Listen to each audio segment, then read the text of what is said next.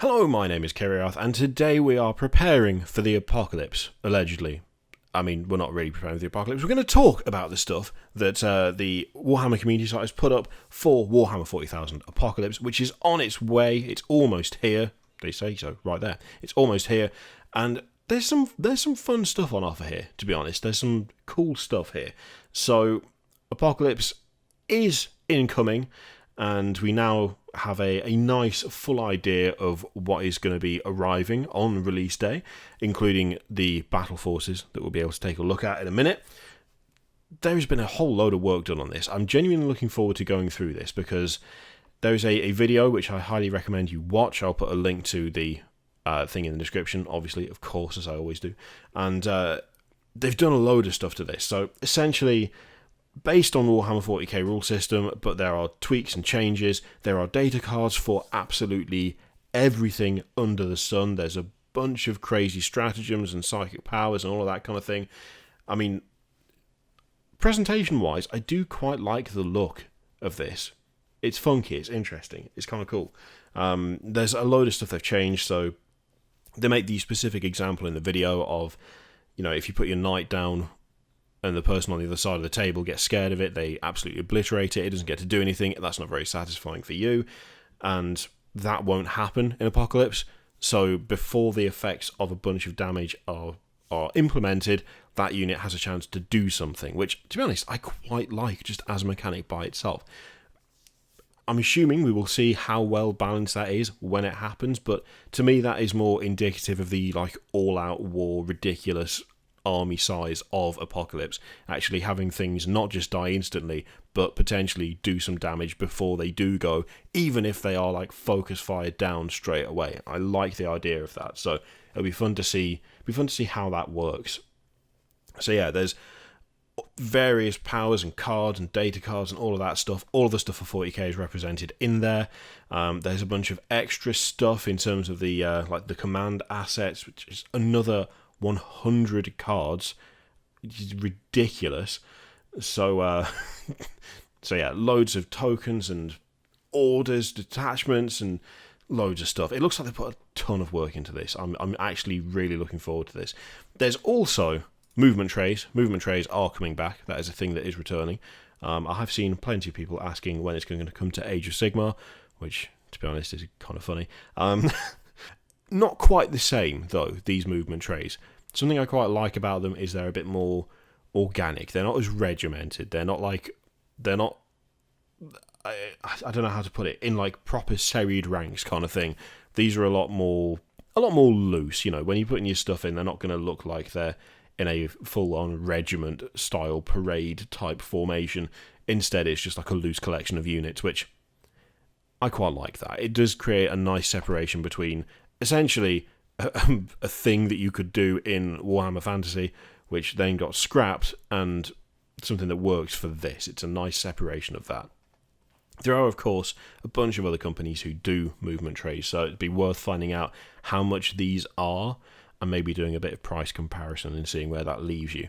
I'm hoping that they'll be reasonable, but we'll have to see, because this concept, this idea of these movement trays being a bit more organic and a bit more kind of randomly shaped, that's not something that is unique to Games Workshop. There are plenty of other places that already do that kind of thing, so hopefully they will be sensibly priced and worth the cash, but there are alternatives if not.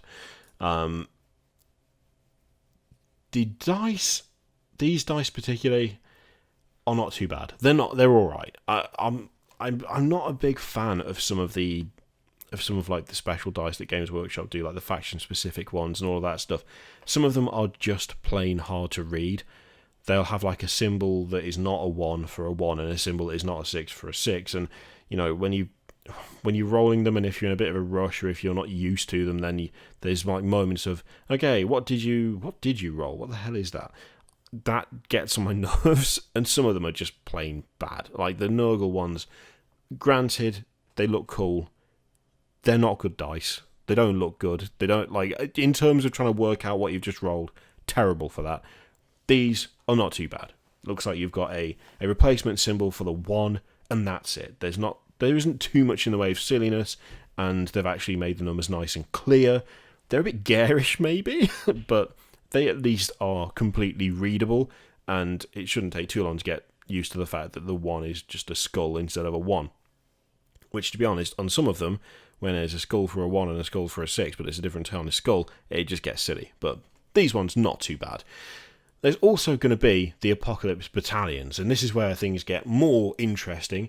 So I have no idea how much these are going to cost. They haven't said. They've just said that they're going to be saving you money. They comprise the core of an Apocalypse Detachment. Beyond that, cost-wise, not a clue. But there is some nice variation amongst these. So, as you can see, the Orc Spearhead Detachment, bunch of mechs. I believe that's two Dreadnoughts and 6 Killer Cans by the look of it. And, yeah, I have to resist the urge to go full Orc all the time, because that's basically what my Redemptor army is, let's be totally honest. And this kind of box is annoyingly tempting, whether or not you're interested in Apocalypse, just because it's full of mechs, and that's the best way to have anything, let's be totally honest.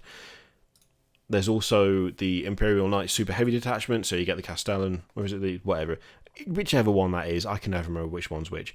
I don't own one yet, so I have not had cause to learn. And 2 Armigers, which, again, decent size. It depends on how much these cost. I don't think they're going to be the same as the Battle Forces. I think they're going to cost more than that. I mean, to use this specific box as an example, the Battle Forces were, what, 100 quid? This would be pretty good for 100 quid. It'd be very, very good for 100 quid. It seems unlikely it'll be 100 quid. I'd imagine it'll be a bit more than that. But we'll see. I like the Imperial Guard one. Again, even if you're not playing Apocalypse, if you want to start like a mechanized company, you totally could. You could totally do it. You could absolutely do it. I mean, that Spearhead Detachment, 3 Lehman Russes and a Chimera, some heavy weapons teams and command squad, you could totally grab 2 of those and have a really nice tank army. Whether that be sensible or not is, neither here nor there. The key thing is tanks, and that's the most important bit. I'm sure I've seen this Tal Vanguard detachment before. I really feel like this is like... Is this not the battle force that they had? Was it last Christmas or the one before? I can't remember. I'm sure they've had pretty much this exact box before. Something very, very similar. I'm not sure whether I'm off my face or not. It's entirely possible, but this seems very familiar. Like when I first saw it, I was like, have we had this already? I can't remember. I mean, it's full of suits, which is my favourite part of the Tal, so I like it, but yeah, I feel like we might have seen it before. The AdMech one, the Vanguard detachment, this is just full of the Castellan bots. I do like this. I'm hoping like that would be a significant saving to get it in this box, because those are fairly expensive money-wise, so it'll be interesting to see how much that particular box is. The Chaos Space Marines Battalion Detachment, it's fine. It's a Battalion Detachment. There's not a lot to complain about there, but to be honest, I would have liked to see something a bit more exciting for their box. I mean, it's full of, new Chaos Space Marines and new Havocs, but we've also got like the Lord Discordant, and we've got some fun stuff there, and I don't know. I think I would have preferred a bit more in the way of some of the newer releases alongside the Chaos Space Marines, because the bikes are ancient and the Lord is still a decent kit, but yeah, I think I would have just preferred something a bit more interesting than a Battalion Detachment for Chaos, although Chaos has been getting a load of cool stuff recently, so I suppose I can't complain too much, can I? Well, I mean, I could, but I'm not going to. Space Marines Battalion Detachment, again, it's fine. It's a Battalion Detachment. Only 1 Redemptor, which is disappointing. You should have at least 3, but I'll let them off. You will note, of course, that by the look of things, you are getting Primaris, and you're getting Primaris, and that's it. So, if you are hoping for standard Space Marines to be included amongst this lot, you do not get that. and I would have been surprised if you did get that, to be totally honest, but yeah, again, it's Primaris all the way. And the last one, I believe, is the Tyranids Spearhead Detachment. Now, this one is annoyingly attractive to me, because I've been thinking about my post-Redemptor plans, which was to build essentially an Iron Warriors version of the Redemptor mob, which would just be a bunch of Chaos Mechs and Lord Discordants. I've never had the confidence to attempt to paint Tyranids, ever. And there's an army at Warhammer World in one of the display cabinets, which is pretty much just an army of big Tyranid monsters. And it's so tempting. I really want to give them a go. And looking at this, I'm like, if that was the right price, I could easily see myself picking this up, just because it's full of big monster Tyranids, and I really want to try painting them. But that's dangerous territory. Dangerous. I like the makeup of this, but that's just because I like all the things in that box, because they're big Tyranid monsters. Oh, it's so tempting. No, of course the Tyranids weren't the last one. What am I talking about? I can't count. So, there's also Necrons, and I think was the other one Eldar? We'll find out in a second. So in this one you've got a bunch of Wraiths. It's an Outrider detachment, so you've got like 6 Wraiths there by the look of it. 6 of the whatever those are called. Cannot remember off the top of my head, but it's fine. That's quite a nice box. I like that. Yeah, that's cool. And if they come with all these sprue options, you don't necessarily need to build them exactly how you see them. I mean, that could be turned into something interesting with a giant gun instead of a transport. Can't remember the name of it now, but you know what I mean. Yeah, I quite like that one. And I think it's the Eldar, the last one. Okay, well, I mean, it's Vanguard detachment, so yeah, they're all of the... Oh my god. That army, I'm pretty sure just that force by itself will get you hated by a significant number of people. Like, what, maybe 1-2 editions ago? Was it last edition that it was just silly how good these guys were? I can't remember. That's kind of tempting by itself, I'm not going to lie. It actually kind of is. I really love all of those models. All the Wraith stuff for Eldar. It just looks great. All of it does. That's scary. Okay, so yeah, that's the various Apocalypse boxes. And the Baneblade's getting repackaged as well. They've decided now is the time, so the Baneblade is going to get repackaged. I'm entirely sure why now. Oh, that, mind you, I suppose it was getting on a bit, wasn't it? How old was that previous packaging? I mean, how old is the Baneblade is probably the correct question to ask for that. But yeah, so new box for the Baneblade and all its various variants. And if you want to make what's it called, Octoblade, then I hope you've got all the magnets in the world, because otherwise you're not going to manage it.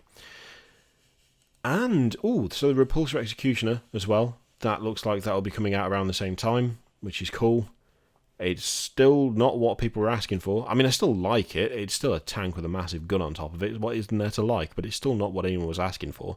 No one really, I think people, from what I remember, from what people have told me, because, you know, I've just gone for the Redemptor side of the Primaris stuff for the most part, people were asked to either a transport or a tank, and instead they got a second transport that also is kind of a tank at the same time, which is not...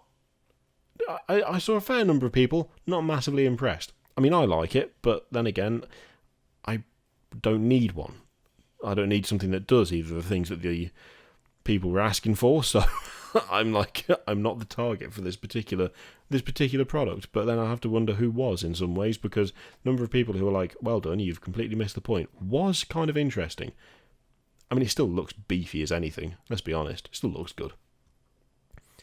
And the Skitarii hovercraft, the 1960s Jetsons mobile, or whatever the hell this thing is. I remember we did that video that was asking what this was going to look like.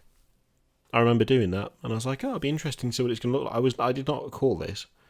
I did not in any way call this. I was not expecting this. Of all the things I was expecting, this thing was not up there. At all. Even slightly. Not even a little bit. It's so weird. It's such a weird vehicle. It's just so... Every time I see it, I'm like, what the hell? What is that? Mad. Absolutely mad. And there is, of course, a tie-in book. Space Marine Conquest Apocalypse. So up for pre-order Saturday 29th of June, which is also Warhammer Day.